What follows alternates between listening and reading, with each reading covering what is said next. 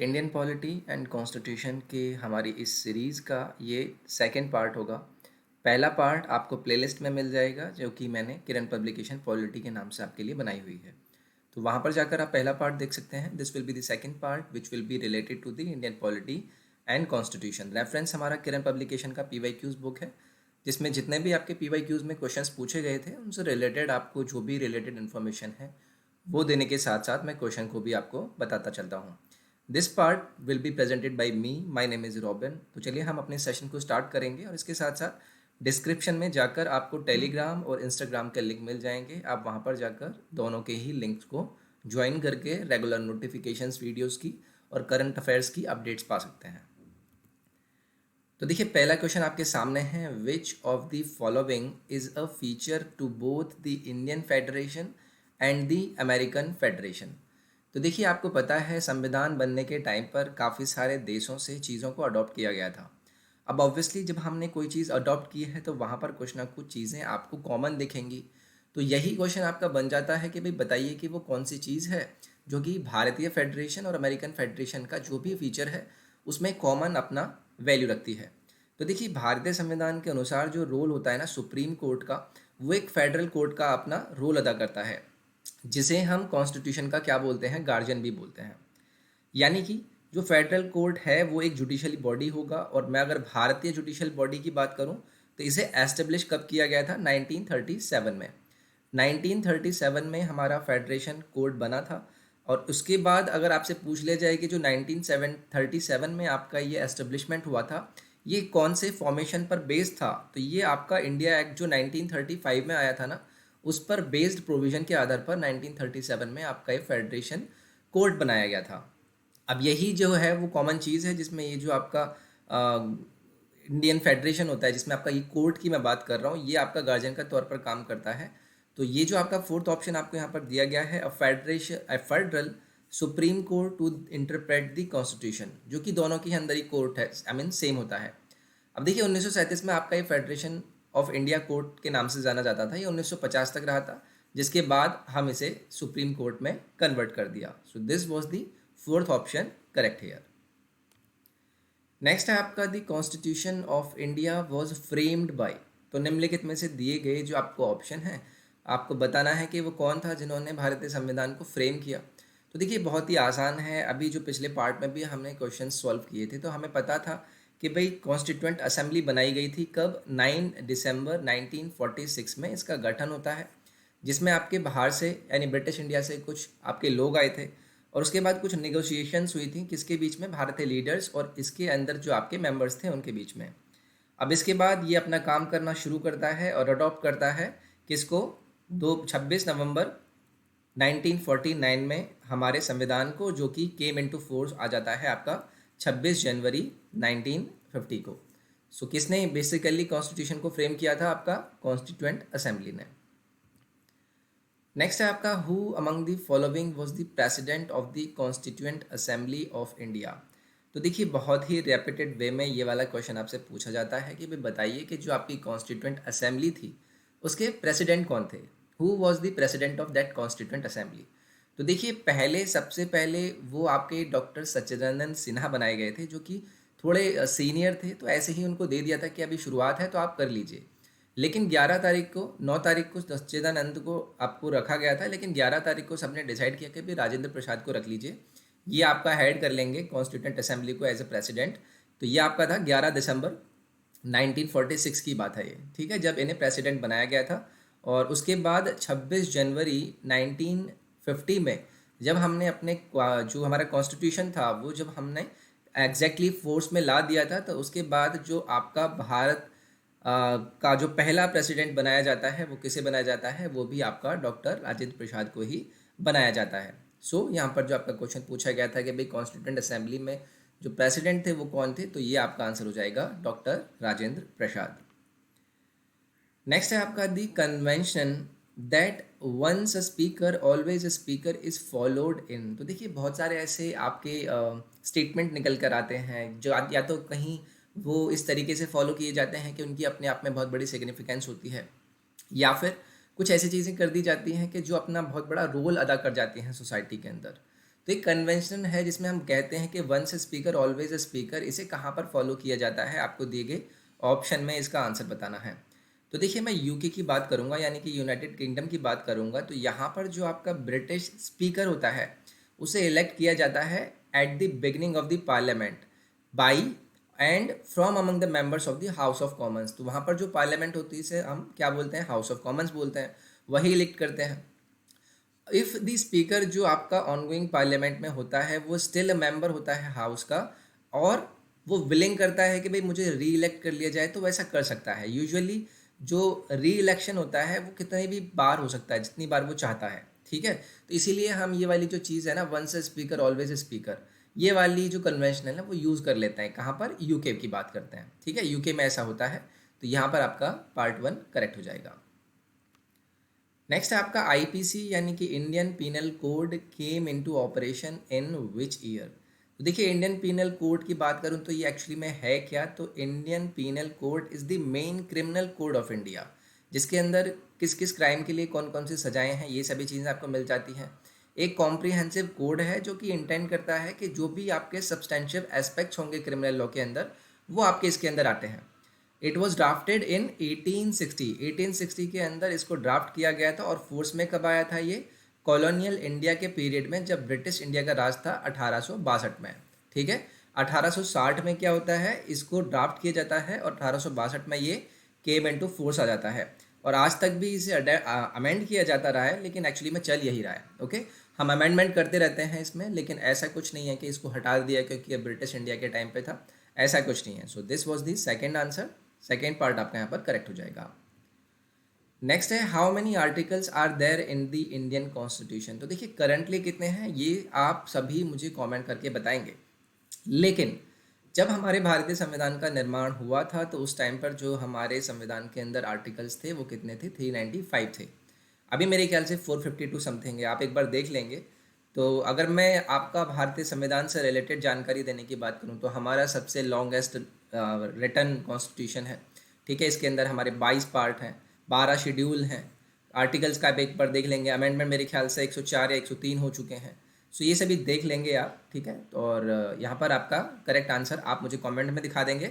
लेकिन जब आपका संविधान बना था तब कितने थे ये भी आपको याद रखना है, तब आपके 395 आर्टिकल्स थे। नेक्स्ट है आपका दी constitution of India was framed by. तो देखिए ये अगेन वही क्वेश्चन आपसे रेपिटेड वे में पूछ लिया जाता है कि भाई फ्रेम किसने किया, कब किया, क्यों किया, कौन लाया था। तो देखिए कॉन्स्टिट्यूशन ऑफ इंडिया को फ्रेम किसने किया था आप सभी को पता चल गया होगा, अब तो बार बार रेपिटेड वे में आपको एक क्वेश्चन मिलता रहेगा। कॉन्स्टिट्यूएंट असेंबली ने, कॉन्स्टिट्यूएंट असेंबली ने इसे फ्रेम किया था। कब इसे किया था, 9 दिसंबर 1946 में, okay. It was formed following negotiation, जहाँ पर भारत है लीडर और जो आपका 1946 में कैबिनेट मिशन आपका भारत आया था उनके बीच में नेगोशिएशंस हुई थी, उस पर बेस पर इसमें चीज़ें अपनाई गई थी। अब उसके बाद इसको अडॉप्ट कर लिया जाता है 26 नवंबर 1949 में और ये इफेक्ट में आ जाता है 26 जनवरी 1950 में। तो ये आपकी रिलेटेड जानकारी थी।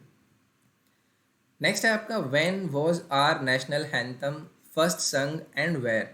तो सबसे पहली बार जो हमारे देश का नेशनल एंथम है वो कब गाया गया और कहाँ गाया गया ये आपको यहाँ पर बताना है। तो देखिए 27 दिसंबर 1911 को कैलकाटा में हमारे देश का नेशनल एंथम पहली बार गाया गया। और इसके साथ साथ अगर मैं और चीज़ें आपसे बात करूँ तो ये लिखा किसने है ये भी आपको लिखना है कि ये आपका संस्कृताइज्ड तस्माना बंगाली में लिखा गया है। और इसके जो पहले फर्स्ट ऑफ द 5 स्टेंजाज हैं वो आपके ब्रह्मो हाइम से कंपोज किए गए हैं। अब इसे लिखा कितना था, जो आपके नोबेल लिटरेट थे कौन, रविंद्रनाथ टैगोर ने इसे लिखा था पहली बार कैलकाटा सेशन में। इसे गाया गया, ठीक है, इंडियन नेशनल कांग्रेस के कब, 27 दिसंबर 1911 में। तो ये याद रखेंगे, ऑप्शन नंबर 4 आपका यहाँ से करेक्ट हो जाएगा। नेक्स्ट है आपका दी constitution of India came into force on. तो देखिए वही छोटी मोटी चीज़ें, अब इसी से आपके क्वेश्चन रेपिटेड वे में पूछ ले जाते हैं। इसी वजह से मैं आपसे कहता हूँ कि आप PYQs को इतना कर लीजिए, 2-3 बार तो एटलीस्ट कर ही लीजिए इस बुक को, आपको पता चल जाएंगे। आपको रीडिंग या कोई थियोरेटिकल पार्ट पढ़ने की ज़रूरत ही नहीं पड़ेगी। आप सीधा टू द पॉइंट एग्जाम के पॉइंट ऑफ व्यू से अपनी चीज़ों को हाईलाइट कर रहे हैं, ठीक है। तो ये आपका सीधा सीधा आपका आंसर है 26 जनवरी 1950 को ये हमारा इनटू फोर्स आया था। और अडॉप्ट इसे कब किया गया था ये भी आप सभी को पता होगा, 26 नवंबर 1949 को इसे एक्चुअली में अडॉप्ट किया गया था और उसके बाद फोर्स में आया था 26 जनवरी 1950 में। The term caste was derived from, तो देखिए ये जो टर्म हम कास्ट यूज़ करते हैं वो कहाँ से, कौन सी लैंग्वेज से वो डिराइव की गई है, पोर्चुगीज़, डच, जर्मन या फिर इंग्लिश। तो देखिए इंग्लिश वर्ड है आपका क्या, ये कास्ट, जिसे डिराइव किया गया है कहाँ से, स्पेनिश एंड पोर्चुगीज़ कास्टा से। तो एक्चुअली में इंग्लिश वर्ड है लेकिन डेरिवेशन, जिसका डेरिवेशन है वो आपका पोर्चुगीज़ लैंग्वेज से आता है। ठीक है, which the Oxford English dictionary coach John Minsheu Spanish dictionary 1599, जिसका अर्थ आपका क्या होता है, रेस, लीनेज एंड ब्रीड। तो याद रखेंगे पोर्चुगीज़ से आपका ये डिराइव किया गया है इंग्लिश वर्ड, लेकिन पोर्चुगीज़ से आपका ये डिराइव किया गया है। नेक्स्ट है आपका the term greater India denotes, तो देखिए ग्रेटर इंडिया का जो ये टर्म है, अब ये किसी ने यूज़ कर लिया होगा किसी जगह पर, इसको किसी बहुत ही ज़्यादा सिग्निफिकेंट या हिस्टोरिकल टाइम पर इसको यूज़ कर लिया होगा। बस यही आपके लिए क्वेश्चन बन जाएगा कि भाई बताइए वो कौन सी चीज़ थी, क्या डिनोट करता है, ये क्या बताना चाहता है, किसने कह दिया था, ऑब्वियसली उसने कुछ सोच के कहा होगा। तो इस तरीके के क्वेश्चन भी आपके सामने बन जाते हैं। तो यहाँ पर आपके सामने जो वर्ड यूज़ किया है वो किया है ग्रेटर इंडिया। अब आपसे पूछ लिया कि भाई बता दीजिए कि इसका अर्थ क्या है। तो देखिए जो ग्रेटर इंडिया है उसका बेसिक जो आपका आइडिया निकलता है वो निकलता है कल्चरल यूनिटी से। ग्रेटर इंडिया एक हिस्टोरिकल एक्सटेंट है जहाँ पर कल्चर जो इंडिया का हमारे सब कॉन्टिनेंट से बाहर भी है या हमारे कॉन्टिनेंट के भीतर भी है, हम कोशिश करते हैं कि इसमें हम अपना क्या बना कर रखेंगे, यूनिटी बना के रखेंगे। ठीक है, so this is the second option as cultural unity. Greater India से हम क्या डिनोट करते हैं, कल्चरल यूनिटी। नेक्स्ट है आपका the two forms of democracy are, तो देखिए ये तो आपको पता होगा कि जो आपकी डेमोक्रेसी होती हैं वो दो टाइप की होती हैं। अब वो कौन कौन सी होती हैं, उसमें एक तो आपका पार्लियामेंट्री फॉर्म ऑफ गवर्नमेंट होती है और एक होती है presidential form of government. Parliamentary form of government जैसे कि हमारे यहाँ पर होती है, आपके रिप्रेजेंटेटिव्स अलग अलग कॉन्स्टिट्यूएंसी से चुन चुन कर आते हैं और फिर वो आपका किसको बनाते हैं, प्राइम मिनिस्टर का चयन करते हैं। उसके साथ साथ ऐसे ही एक आपकी प्रेसिडेंशियल डेमोक्रेसी होती है, जैसे कि आपका यूएसए में है, वहाँ पर प्रेसिडेंट के लिए चुनाव लड़े जाते हैं। तो ये दो टाइप की मेनली आपकी डेमोक्रेसी होती हैं। आपका ऑप्शन नंबर 1 यहाँ से करेक्ट हो जाएगा।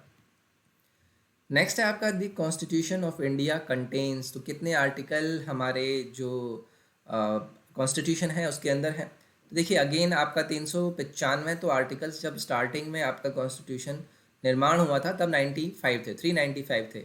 और अगर मैं बात करूं अभी के टाइम पर, तो अभी के टाइम पर आप एक बार देख लेंगे, अपडेशन देख लेंगे और कमेंट में ज़रूर लिख दें ताकि बाकी लोगों को भी पता चल जाए। तो यहाँ पर उस टाइम पर आपका ये क्या था, ये था आपका 395 आर्टिकल्स थे स्टार्टिंग में। नेक्स्ट है आपका which was described by doctor Bhimrao Ambedkar as the heart and soul of the constitution.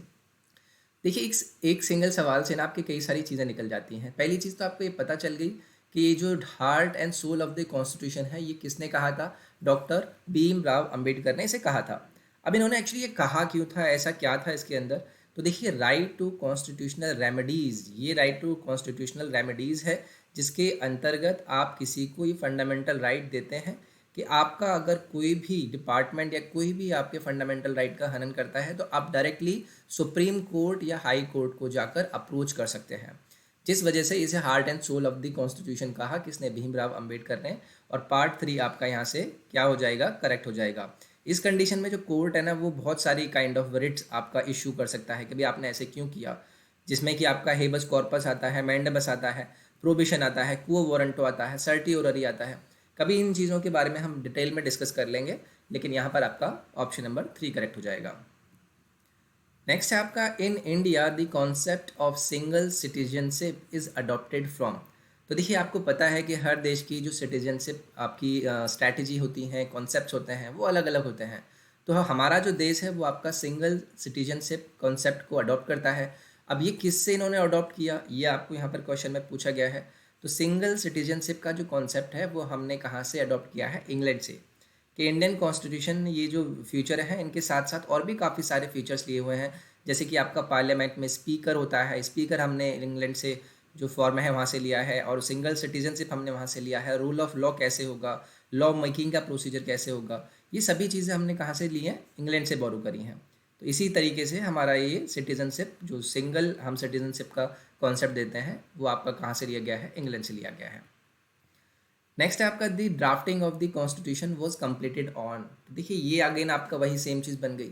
मैंने कहा था कि ये ड्राफ्ट कंप्लीट हो गया था 26 नवंबर 1949 नवंबर में, लेकिन इसको फोर्स में कब लगाया था? 26 जनवरी 1950 में। तो यहाँ पर आपसे ड्राफ्टिंग के कंप्लीशन की बात करी गई है, जो कि आपका ऑप्शन नंबर 3 यहाँ से करेक्ट दे देगा। नेक्स्ट है आपका first country to make constitution. तो पहला देश कौन था जिन्होंने संविधान का निर्माण किया था? तो देखिए यूएसए यानी कि यूनाइटेड स्टेट्स ने अपना कॉन्स्टिट्यूशन 21 जून 1788 में अपना कॉन्स्टिट्यूशन बना लिया था। ठीक है, और ये पहला देश बना था जिसके पास उनका परमानेंट कॉन्स्टिट्यूशन था। ठीक है, it came into force in 1789। और ये डॉक्यूमेंट जो है इसने एक बेंचमार्क साबित किया कि भाई किस तरीके से कोडिफाई किया जाएगा कॉन्स्टिट्यूशन को, और उस तरीके से फिर आपका कंट्री जो है वो वर्क करेगा। सो पहली जो कंट्री थी वो कौन थी? यूएसए थी। नेक्स्ट है आपका the method of impeachment of the president of India is adopted from. तो देखिए इम्पीचमेंट यानी कि किसी भी प्रेसिडेंट को अगर आपको निकालना है यानी कि बर्खास्त करना है तो उसका एक प्रोसेस होता है, और इस प्रोसेस को एक आर्टिकल के अंदर यानी कि कैसे कैसे क्या क्या प्रोसीजर्स होंगे, क्या क्या रूल्स वगैरह होते हैं, वो एक आर्टिकल के अंदर आपका दिया गया। अब ऑब्वियसली इस इम्पीचमेंट प्रोसेस को भी हमने एक देश से अडॉप्ट किया है। अब वही क्वेश्चन आपसे यहाँ से पूछ लिया गया है कि वो कौन सा देश था जहाँ पर प्रेसिडेंट का इम्पीचमेंट भी किया जा सकता है, उसका हमने जो मेथड है वो अडॉप्ट किया। तो देखिए यूएसए से हमने ये इम्पीचमेंट ऑफ द प्रेसिडेंट का जो रूल है इसे अपनाया हुआ है। द इंडियन कॉन्स्टिट्यूशन ने बोरो किया this feature from the US constitution. Those features जैसे कि हमने फंडामेंटल राइट्स भी इनसे लिया है। अगर मैं फंडामेंटल राइट्स की बात करूंगा वो भी यूएसए से हमने लिया हुआ है। जुडिशरी की जो इंडिपेंडेंस है वो भी हमने यूएसए से ली हुई है, या फिर जुडिशियल रिव्यू भी हमने यहाँ से लिया है। प्रेसिडेंट का इम्पीचमेंट भी हमने यहाँ से लिया है। सुप्रीम कोर्ट से या फिर हाई कोर्ट से जजेस को उनकी पोस्ट से निकालना हो, या फिर आपका वाइस प्रेसिडेंट को अगर इम्पीच करना हो, तो ये सारे जो आपके इम्पीचमेंट मेथड हैं ये हमने यूएसए से अडॉप्ट किए हुए हैं। नेक्स्ट है आपका who was the chairman of the constituent assembly. तो देखिए अगेन वही आपका रिपीट हो गया, मैंने आपसे पहले भी बताया था, doctor Rajendra Prasad was the chairman of the constituent assembly. Next है आपका Indian constitution contains how many parts. तो देखिए पार्ट्स के बारे में आपसे यहाँ पर पूछा गया है। तो 25 पार्ट्स एक्चुअली में अभी आपके भारतीय संविधान के अंदर आ जाते हैं, जिसके अलावा आप बाकी की जो अपडेटेड चीज़ें हैं वो भी देख लेंगे, लेकिन अभी में मेरे ख्याल से 25 पार्ट्स हैं। ये चीज़ें एक्चुअली में बदलती रहती हैं, कुछ कुछ चीज़ें अलग अलग पार्ट्स में पहुँचती रहती हैं।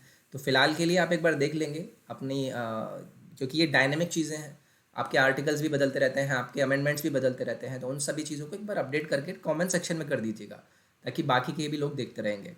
सो ये था हमारा एक और पार्ट जो कि आपका इंडियन पॉलिटी एंड कॉन्स्टिट्यूशन से रिलेटेड था, सेकंड पार्ट था। आई होप आपको ये सेशन पसंद आया होगा। पसंद आया तो please do like it, video को शेयर करें, चैनल को सब्सक्राइब करें, और टेलीग्राम और इंस्टाग्राम के लिंक आपको डिस्क्रिप्शन में मिल जाएंगे, आप वहाँ पर जाकर उन्हें ज़रूर